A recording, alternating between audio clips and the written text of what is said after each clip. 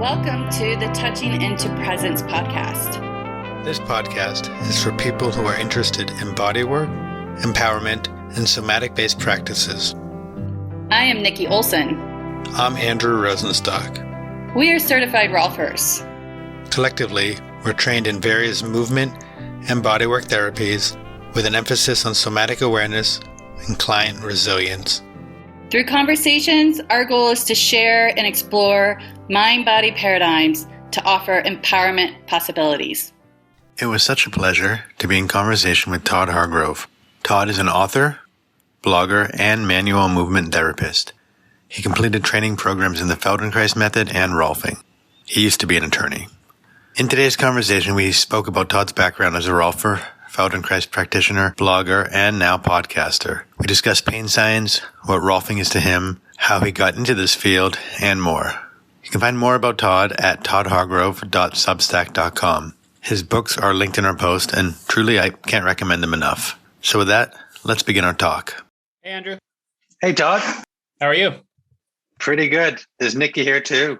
Hi, Nikki. Hi.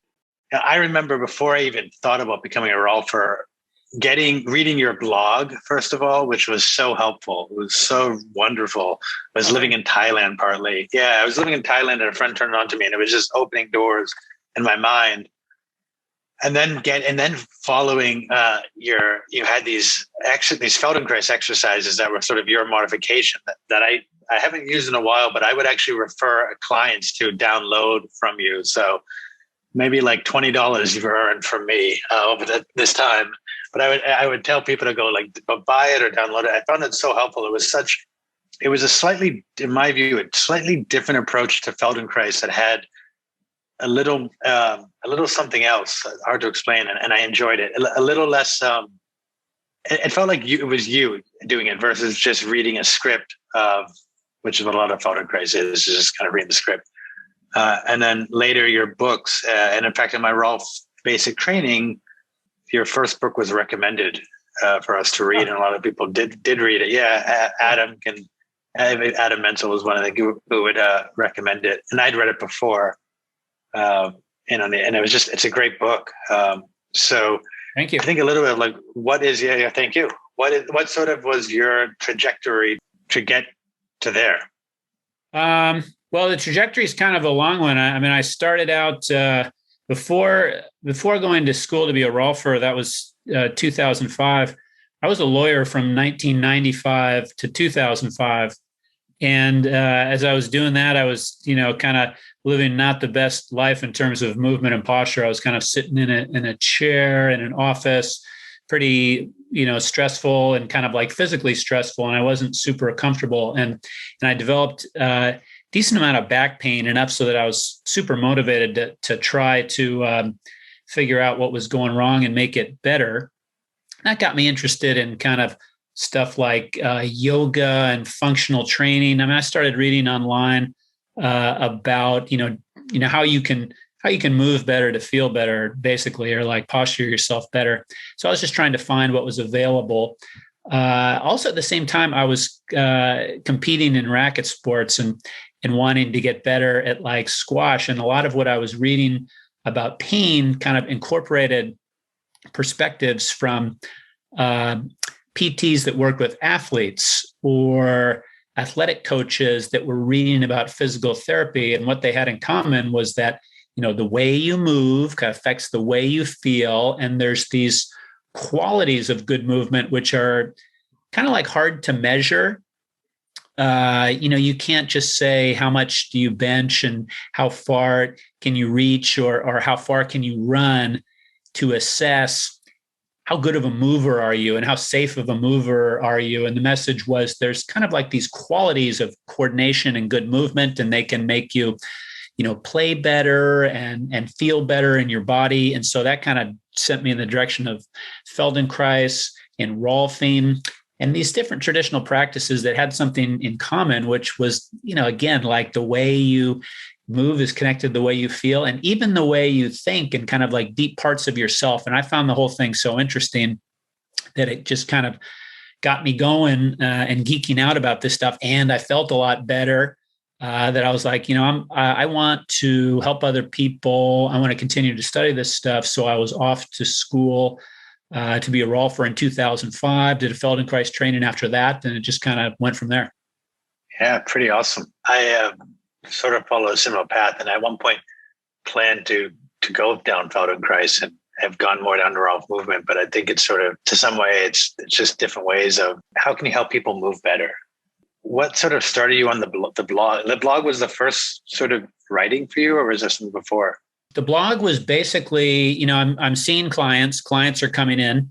There's things that I want to tell them, things that I want them to understand that I think will be helpful for them. And, I'm kind of seeing the same thing with my friends. And the blog originally was just me kind of writing down kind of stuff that I was finding myself repeating to people a lot that I thought that they would find helpful, and just kind of writing it out, something that I could give to them instead of just like repeating myself all the time. And, some of this stuff is kind of hard to understand. Kind of common theme of it was kind of the nervous system has more control over the way, over your strength, over your flexibility, over pain, over the feeling of stiffness than you might imagine. That was kind of the basic theme. And I just kind of wanted people to know that. And I was kind of handing it out to clients, handing it out to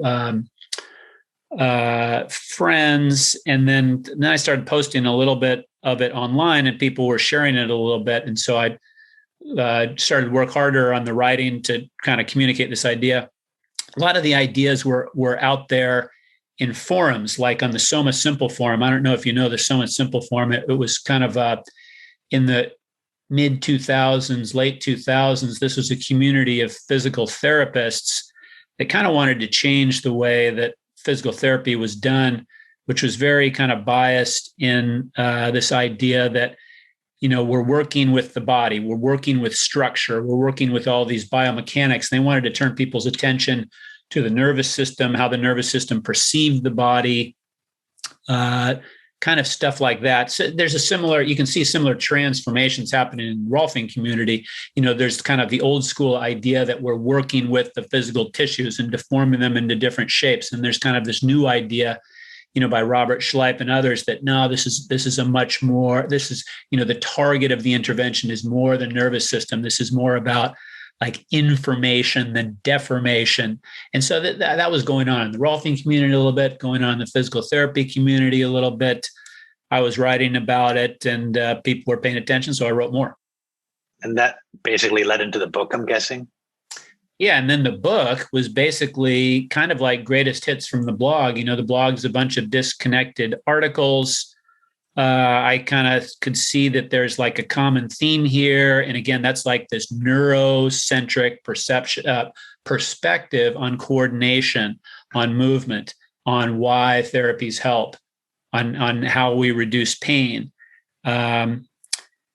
And I just used that as like an organizing principle to make a book. And the book had some Feldenkrais exercises. It had basically a bunch of explanations of why you feel better and move better after a massage, after doing a stretch, after going for a run. And again, the common traditional idea is something changed, in the local tissues, in the peripheral tissues, in the structure of the body. And my argument is maybe a little bit, but also in the nervous system. And let's figure out what that is. So I have two questions to that. So you're saying the blog birthed itself out of just trying to not to be redundant and to be able to share and inform your clients. And so there's always our clientele can kind of look very differently. And I'm curious, did your clients find it useful? I mean, because I think a lot of kind of the success of our work is, what do clients do outside of the treatment room, and how invested are they in their own process of change? Or a lot of the times people, it's like outside of the treatment room, they're not invested and they kind of just want to be touched in the Rolfer or the practitioner to do the work. Yeah. So I'm interested on what the outcome was with that. Yeah, that's a great question. Because the the need to kind of like let your clients know kind of what this is about from my perspective. So a lot of the clients come in with the perspective that, they've got like an alignment problem, almost like the way like a car or a machine would have an alignment problem. And I'm like a mechanic, and they just kind of lay there passively and get fixed. And the idea is that that's going to probably involve a lot of pain, a lot of high pressure, but we have to, turn the body into a different shape. And the clients will just say, hey, don't worry about the way I feel. You just do what you have to do. And my message is, no, the way you feel is really important. That's almost like that's very important to me, like how you're feeling, because that's what's going to, having the right feelings and having the right kinds of subtle communications, that's what's going to create the positive change. And also sending the message that what you do away from the table is important. All those things are important for me, for the client to understand. So I'm trying to kind of explain that to them. And one of the things that I'm trying to explain is to get past this idea that, they're just passive receivers and I'm fixing them. And also that this should really hurt. Yeah. So then from your insight, what are we doing? What are we doing to the tissue? Why, if it's the nervous system and creating a safe container, why are we touching? Yeah, I think to me, kind of like bottom line, one of the things that I think of that I'm like, what am I trying to do here? I feel like I'm trying to send good news to the nervous system, like good news to the nervous system, like let it know about movement capabilities that it didn't have. Let it know that there's someone there caring for you. Let it know that a certain range of motion that it didn't know was available is available. Let it know that certain tissues can accept a certain amount of pressure without there being a problem. All these kind of subtle messages like that. So I'd like this phrase again, that another phrase that I kind of remind myself of, I'm trying to provide information. This is about information, not deformation. But it's something I remind myself of frequently, because you look at like a shoulder, it looks like this undifferentiated blob of clay. It's just like this piece of meat. And so there's a part of me that's kind of like, well, I need to lengthen this in that direction or melt that in that direction. It's kind of like the way you'd work with clay or like butter or something like that. There's these kind of physical structural analogies. And that's kind of like your old school Rolfing ideas, that you're melting things, and there's thixotropy is the explanation for why things change. And it points you in the direction of using a lot of pressure and maybe causing pain or something like that. So I just kind of remind myself, right underneath the hood, right underneath the skin, there's like a million nerve endings, and they're incredibly sensitive and they're incredibly intelligent, and they're always listening carefully to what's going on, and they're processing information, and they're deciding how much blood flows are going to be here, how much immune system activity, how much muscle tension. And those are the things those are the changes you're going after. And it's based on, how this really sensitive set of structures, perceive what's going on. And it's very subtle, and you want to capture the attention of the nervous system and let it know that things are good. I love the good news. Do you incorporate the big buzz thing right now in much of the somatic world is like polyvagal theory as well? Are you using that framework with what you're doing or how you're referencing, or is that not really in your scope? That's a great question. I'm aware of that theory. I think it kind of fits in it fits very well with this kind of broader perspective I have, which is, that the whole body, the whole nervous system is monitoring the condition, the safety of the body at all times, and kind of setting an overall level of protection, a level of threat. And you want to kind of get out of kind of a fight-flight orientation and into a rest and digest, probably. And I know that, that the information that's passing up and down the vagal nerve has something to do with that. So I don't think in terms of like what nerves involve that much, but just the overall idea that almost everything that feels bad in our body will feel worse if you're in a very protective state. Being in a protective, when your whole nervous system, including the vagus nerve, is perceiving threat, it's kind of adjusting all of your organization towards defense. So you get tighter, you feel more pain, you're a little bit more scared of stuff, you're more anxious, you're more withdrawn from the world, you're less open, and everything about us that feels good correlates with the perception that things are okay. It's time to invest in the future. We can open up. We can let defenses down. And that's the direction we kind of usually want to go.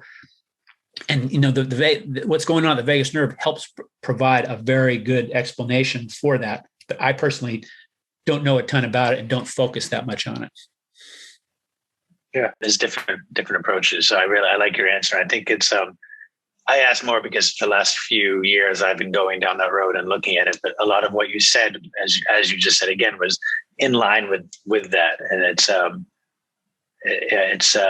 I just found out that Stephen Porges was a senior, like he was the head of research for the Rolf Institute in the early 90s, which I had no idea about until. No, I didn't. That's interesting. Yeah. Yeah, it's really interesting because he was friends with Peter Levine, who was somatic experiencing. Or I think he was actually his advisor at school. I forgot exactly. It's really interesting how this, and because we're all Rolfers, I have a sense of pride when I find that somebody is connected with our alma mater somehow. I say kudos for us. But yeah, a lot of what you said highlights within that. And it's an interesting model. And it is something, because you're interested in the science. It's not necessarily just about for me, because my background's in cranial sacral as well, biodynamics, it's all about what is the safety of the client and using that model of polyvagal, but not necessarily thinking just in terms of the vagus nerve. But I think about what you do with the movement and how that is helping people. Sometimes you don't need to get your hands in there to have people feel safe, and getting them to move first. And being in a social context with them, which is what part of the polyvagal is about in the social context. How are they, and them watching you and seeing, this is my person, Todd, who's safe, and I'm watching him breathe and him be in, and they're taking that in via various ways is, pretty wonderful stuff.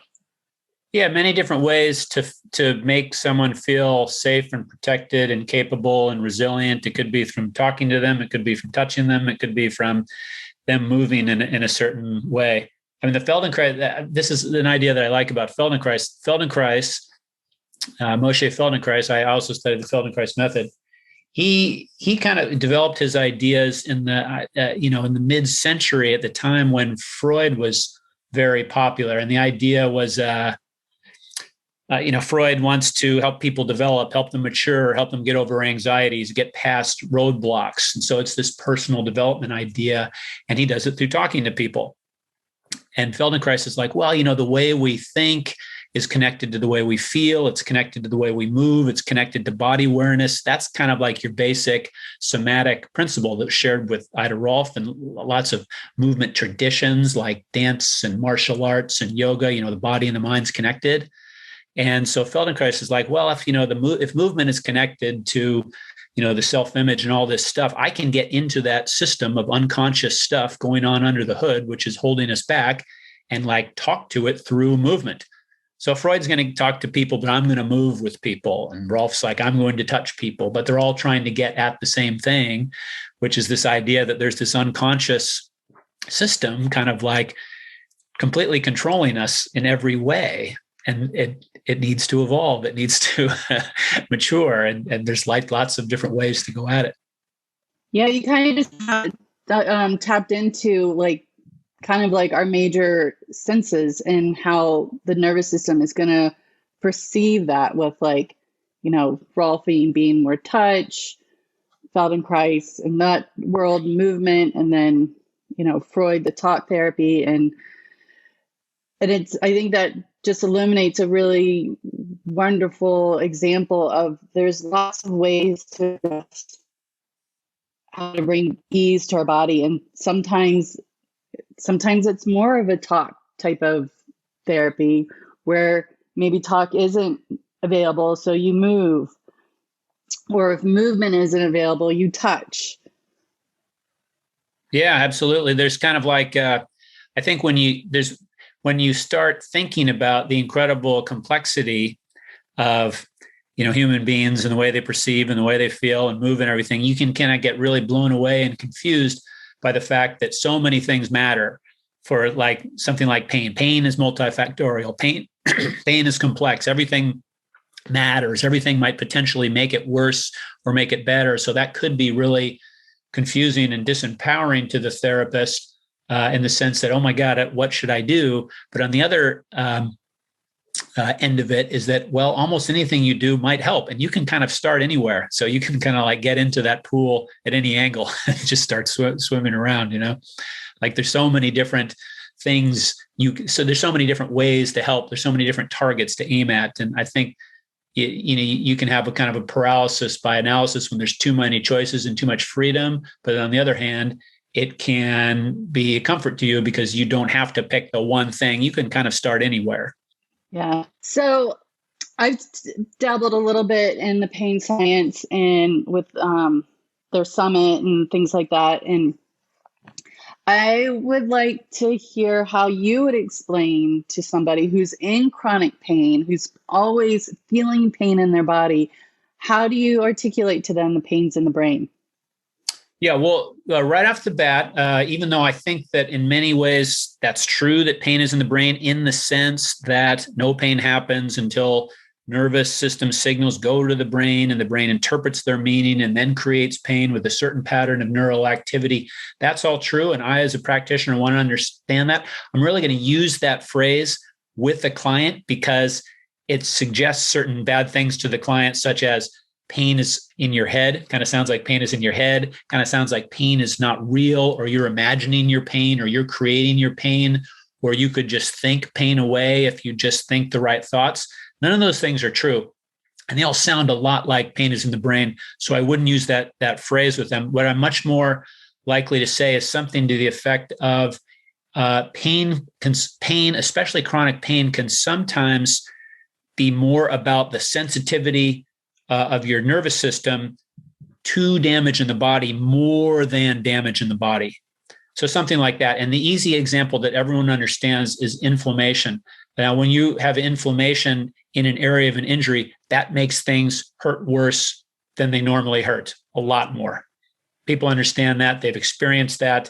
And then so I might say, so your pain might be the result of something like inflammation in a peripheral area. It might be like inflammation in the spinal cord or other parts of the nervous system. But basically, pain is like an alarm.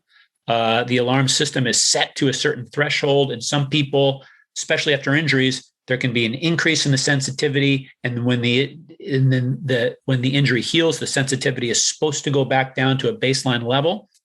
But for some people, it doesn't, or it stays elevated. That is involved in a lot of the reasons that people have ongoing pain for long periods of time, especially when we can't correlate the pain with any obvious problem in the local area where it hurts, or when the pain moves around, or when the pain comes and goes with no reason, or when the pain kind of has a mind of its own. Now, you've told me that each of those things happen. You told me that, your pain comes and goes. It's not obvious. There's not obviously anything wrong in the area. It moves around. To me, that's all indicates that, increased sensitivity may be like a reason that you're having pain. So that's kind of how I'd explain that to someone in language they understand, that isn't threatening, that doesn't kind of blame them for having it. People can kind of get that. Thank you for that. Yeah, I feel very similar of how to explain to especially the people who are dealing with these chronic pain, but clearly, visually from the outside world, they're moving fine, efficiently. But yeah, like to just blatantly say, "Oh, it's in your head, think it away." Yeah, but I find it a very, very fascinating conversation, and when you can, then that's where, like, I guess the talk therapy aspect of this comes into play. That how you can help really rewire someone's relationship to to pain, and when they can kind of be told that that there's nothing wrong with you, that even that just simple delivery of a message, simple as that, sometimes the pain can be greatly reduced. Yeah, and it can be no longer feeling broken. Yeah, it can be pretty empowering. So, I mean, let's say you've got an idea that, yeah, something's broken in your back. It's not going to get fixed. Or, some people can have that idea with like, I'm just getting old. I've got the knee of a 70-year-old. My doctor said I've got the back of an 80-year-old, something like that. Well, those things aren't getting better. You're not getting younger. So it puts you in kind of a helpless, disempowered position where you don't see the possibility of getting better. And we know this from studying pain science, those things aren't true. That we know that having a knee or a back that looks bad on an MRI is not necessarily that bad, because tons of people have knees or backs or shoulders that look bad on MRI, but they don't have pain. That's something I'm likely to tell my clients, and they understand that pretty easily, pretty well, and it can be pretty convincing for them. Did you know that out of a population of people that don't have any back pain at all, once they're 50 years old, like 50% of them have like a bulging disc. Oh, really? I didn't know that. I thought that a bulging disc means that you're doomed and that you have to get surgery or you just have to deal with it. Now you're kind of in a more optimistic, resilient situation. I can totally relate to that. I had scoliosis, and whenever I have imaging done, the doctors are always kind of like, whoa, you are way more twisted in imaging than the way you present. And I've been a student teacher movement for many years, and I contribute my lack of presentation because I still have function. I haven't collapsed into my curves. And so, I totally can relate to that when people, especially doctors, when they get blown away by the images. Yeah. I mean, it's a hopeful thing to think that you can function really well and move and feel really good, even though you haven't changed your structure. I mean, we tend to think that structure is destiny and all that. But once you start to get older, the structure is going to, lock itself in certain ways, and we can hope to change it a little bit. But it's nice to know that you can, feel better and move better, even though the structure is kind of remaining the same. Because structure is hard to change. That's another message that I like, that kind of influences me. Just the idea that it's hard to change structure without a scalpel, without a surgery, or without many, many, many years of working on it, But the nervous system can change like that. Yeah. Would you say it's hard to change structure, or it's hard to change patterns? Well, I guess structure is a physical pattern that can, like a bone structure is a pattern that's kind of like, pretty hard to change. They change slowly over the years. But not quickly. And the nervous system is super responsive and all that. Mm-hmm. Yeah. But there's patterns in the nervous system that are hard to change too.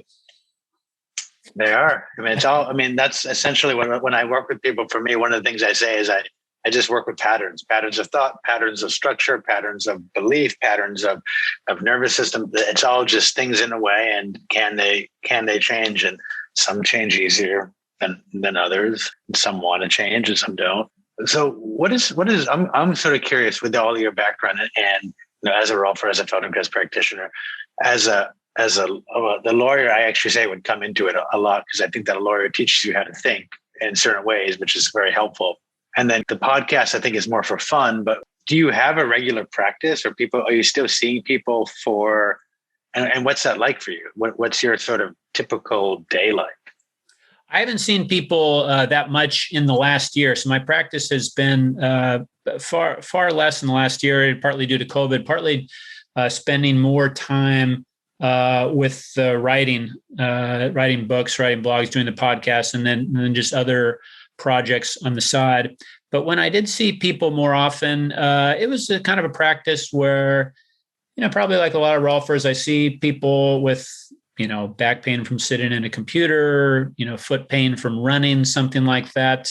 Get people that are kind of interested in alternative health, but also are kind of interested in science and evidence, because I kind of put that out there and kind of brand myself that way.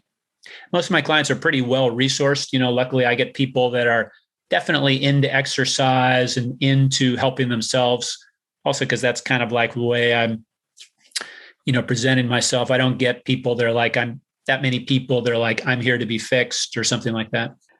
So when back to what does your practice look like? Do you do the traditional kind of watch the person in movement, see how things are going, and then get them on the table, do their work, and then they get off the table and they're moving differently? So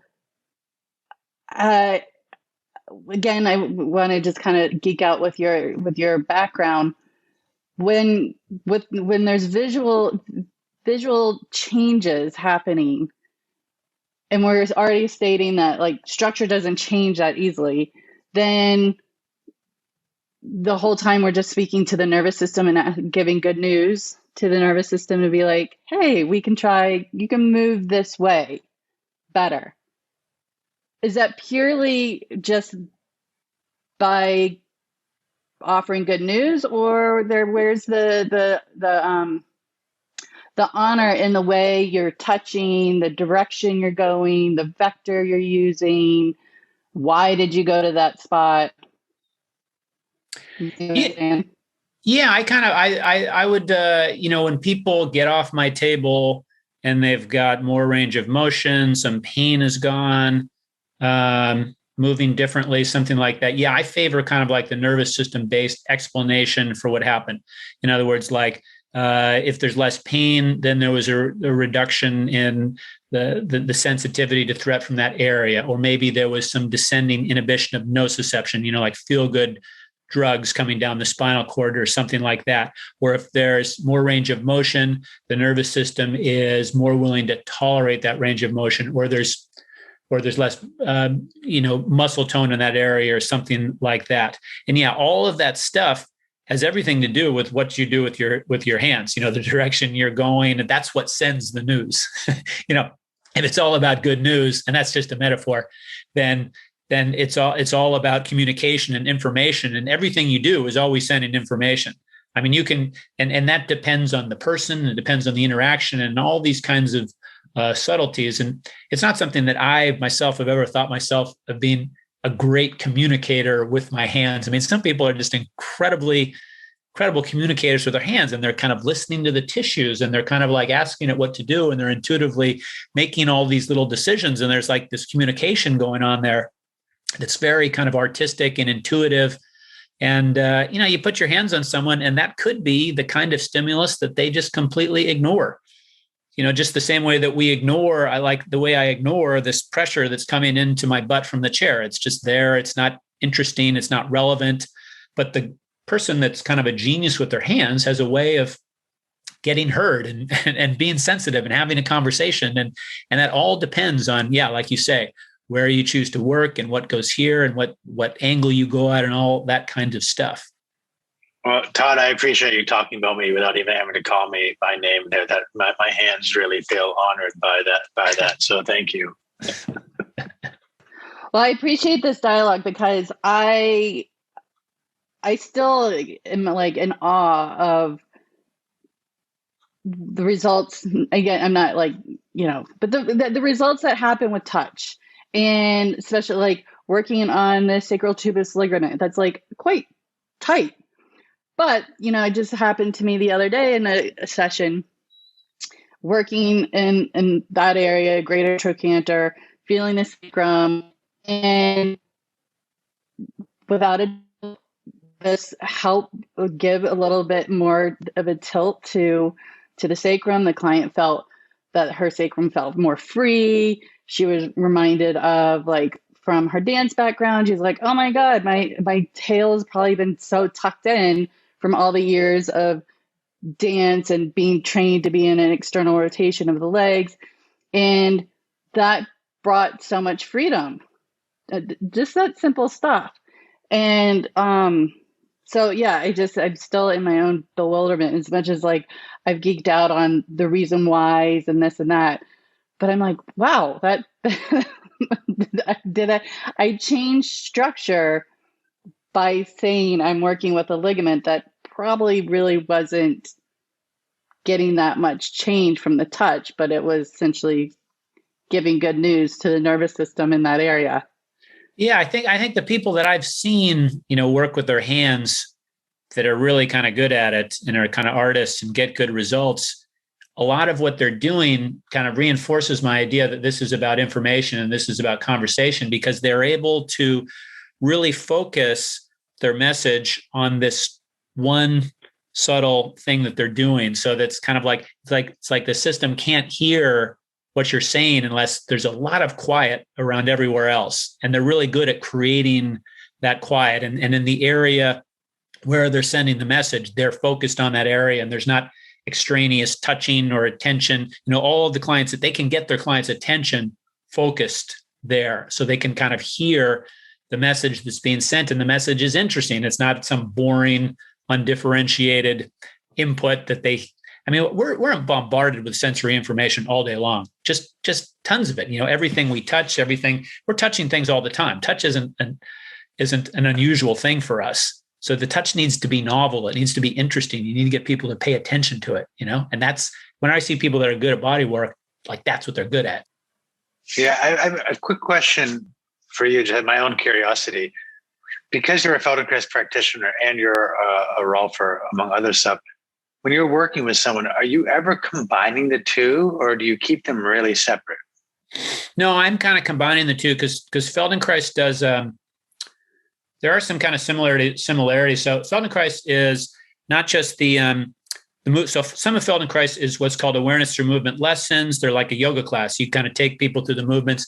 But Feldenkrais also developed something he called functional integration, kind of an interesting contrast with structural integration. But functional integration is when it's a one-on-one session with the practitioner, and it's kind of like passive mobilization. So the practitioner is kind of moving the client around, stuff like this, or kind of moving things like that. You might slide a scapula back and forth across the the rib cage. You might move it around. You might circumduct the shoulder, stuff like that. Usually passive and not active, but sometimes active. And that's pretty easy to put those things together. You can be kind of like working with your hand in one place. Well, so I might be working with my hand in one area, and then maybe kind of like rolling a shoulder forward and back and kind of creating a stretch, which creates the feeling of, so you can kind of feel, kind of a pin and stretch type of a thing where the movement comes from a passive movement that you're creating. So you can kind of put them together a little bit. So actually, when I work, I say that I do things that are Rolfing-ish and Feldenkrais-ish. It's just kind of like something that's intuitive and particular to me. And I am informed by both traditions. And again, it's not like I'm a master at either one, but it's just kind of like my own thing that I do. No, I think that's great. I mean, it's one of the things I both love and sometimes struggle with as a Rolfer is that we really get this thing and then we make it our own. So we inform it with our other things, which is awesome, and at the same point, like if someone will come and see you and say, oh yeah, I had a session with Todd and it was great. And then they'll work with me and they're like, that wasn't at all like what and it's great if you're using these whole principles and goals and what you're achieving, it's great. But for some clients, it can be like, wait, what was that? That was completely different. So I tell my clients, go with the practitioner, not the modality, because there's so much variation from practitioner to practitioner within a particular modality. People say, oh, I got Rolfing before, so I'm coming to you. And I kind of want to send them the signal that, different Rolfers are different. And it's possible that I'm going to practice very differently from that other Rolfer. You're not just getting like a standardized product, like a McDonald's hamburger. So if you had a great experience with them, you might want to go back to them. You're going to notice here in a minute that I might work very differently. I might work the same. You might like it better or worse, but just, you should know that. Yeah, same. I mean, I'm really, my Rolfing practice has gone from very physical to much more biodynamic work and using a lot of Genlin focusing work. So it's a lot of felt sense awareness work. And people, it gets great results, but people, like my son, I say, do you have a Rolfer in this area? And I'll recommend them, but I'll be like, but what we did is going to like not be at all like, I like that. And just know that, but they're great and just don't have the experience, the expectation of what the experience is going to be because I'm doing something different. And that's cool. Absolutely. Absolutely. So how would you define Rolfing? I'm not sure how I'm not sure how I define it. I often describe it to people as being in the nature of a deep tissue massage. Now, I know some Rolfers don't prefer that as a good definition, but I like if someone says, what's Rolfing? Like at a cocktail party or something like that, that's what I'll say. And again, I don't think it's a great definition, but that's just kind of the way I will often talk about it because it gets people oriented in kind of the right direction with a minimum of words. And then as far as defining it goes, I don't know. I probably have to work a little bit harder on that, but I guess I'm not called upon to do it that often.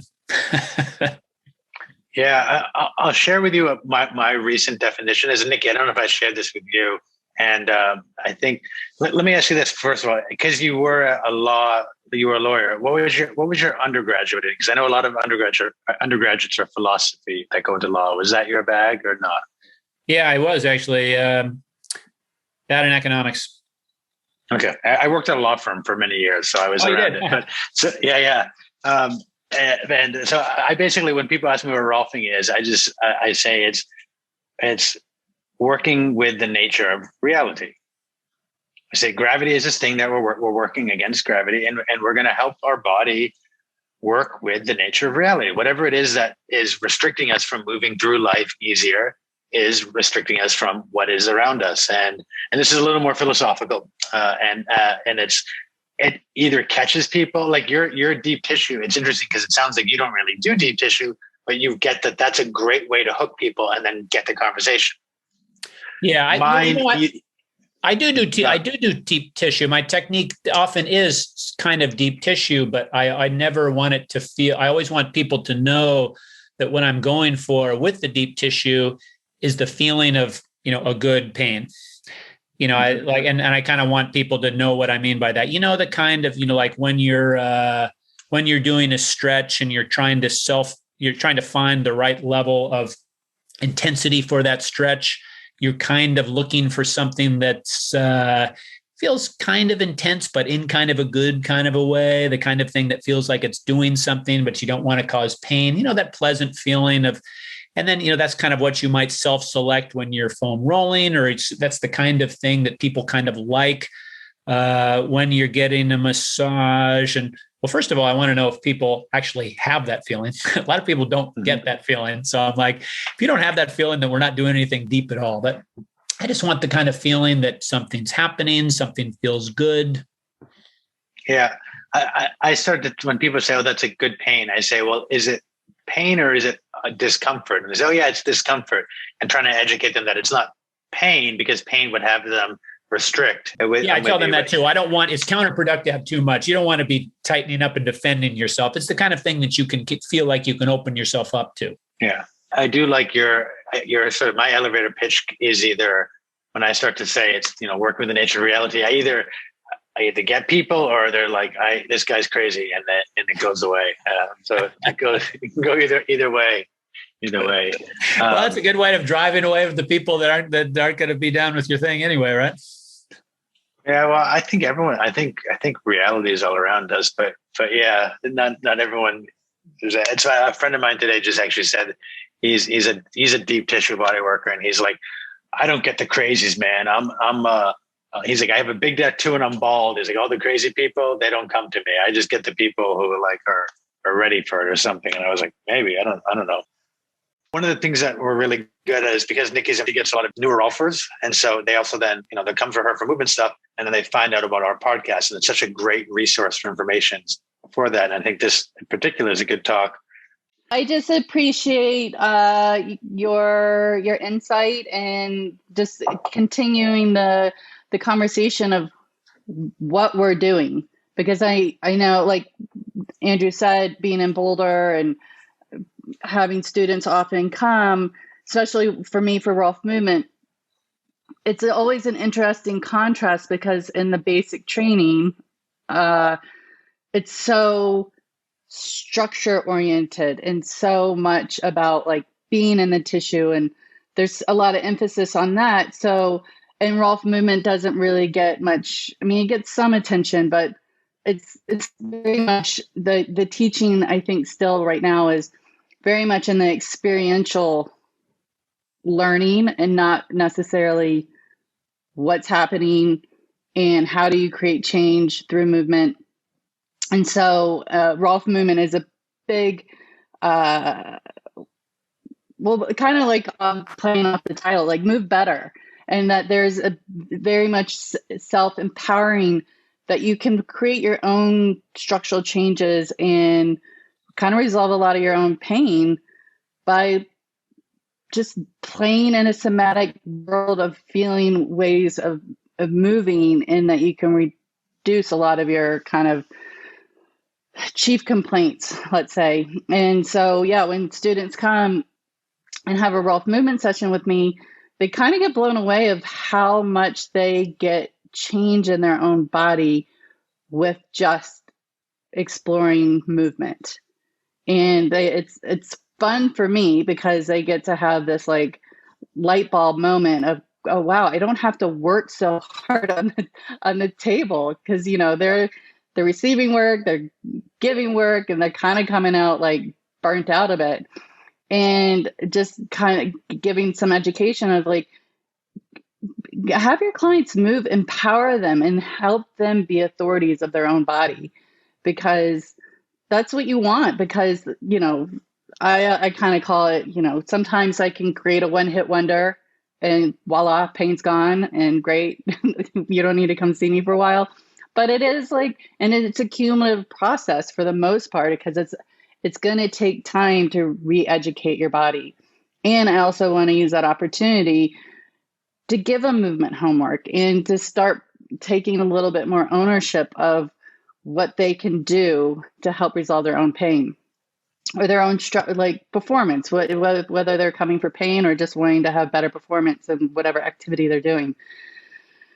So I think I appreciate this conversation because I think it just kind of helps bring our work a little bit more in the present day research and not so much of the past that we're really changing tissue by like taking away from that kind of power paradigm that it's really. I'm still loving. I'm loving the good news messenger. I like what you say about the light bulb going off. That's kind of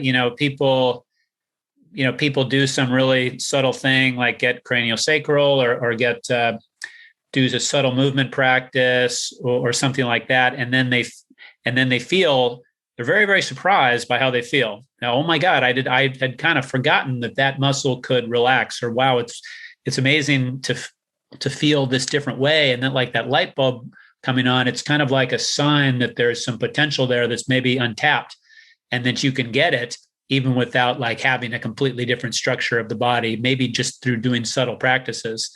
Like that kind of light bulb moment is, I'm sure that's kind of why I end up doing what I'm doing. And you guys did too, is, you know, you took I did a Feldenkrais lesson or a yoga class, and I just, wow, I feel really, really, really different. These were very subtle, small inputs, but they made a big difference. That's pretty interesting. Yeah, that's exactly how I started. I worked for a law firm doing network engineering, and I was doing yoga, and I was like, I feel better. I want to know why I feel better, because my engineering mind said I need to understand this. That light bulb moment is sort of great. And now look at the three of us. Thank you so much for taking time with us. And if there's any closing remarks, and I enjoyed meeting you and learning from you, and I'm definitely intrigued with your blog and your subscription. I guess it's a subscription blog. which I'm new to that. I didn't know I had to pay. Well, you can. So I've got a blog. I moved the blog over to toddhargrove.substack.com, and there's free posts, and then there's posts that are available only to paid subscribers. So thanks for having me, guys. I like talking with you. Yeah, same. I appreciate, like I said before, it's nice to sort of also, one of the reasons I like this podcast, and I'm sure it's probably similar why, I'm going to guess actually, I should say I'm sure why you started your podcast, is you get to meet people who influence you, right? You got all these pain scientists, and it's really awesome. And same, like I'd be on a different journey had it not been for your blogs earlier on and your Feldenkrais exercises. So really grateful for that. Thank you. That's very nice. I appreciate it. Thank you so much for your time. I hope you have a great day out there, and we look forward to being in touch again later. Nice to meet you guys. Get to sleep, Andrew. Have a nice day, Nikki. Thank you. Take care. Bye, guys. Ciao. Bye. Bye. Thanks for listening to us at Touching Into Presence. We hope you enjoyed today's conversation. You can find out more about Todd at toddhargrove.substack.com. If you enjoyed today's episode, we'd appreciate if you'd leave a positive review of the podcast and subscribe to it through the platform of your choice. When you do this, it really helps other people find us, and we greatly appreciate your support. We look forward to hearing back from you and seeing you on our next conversation at Touching Into Presence.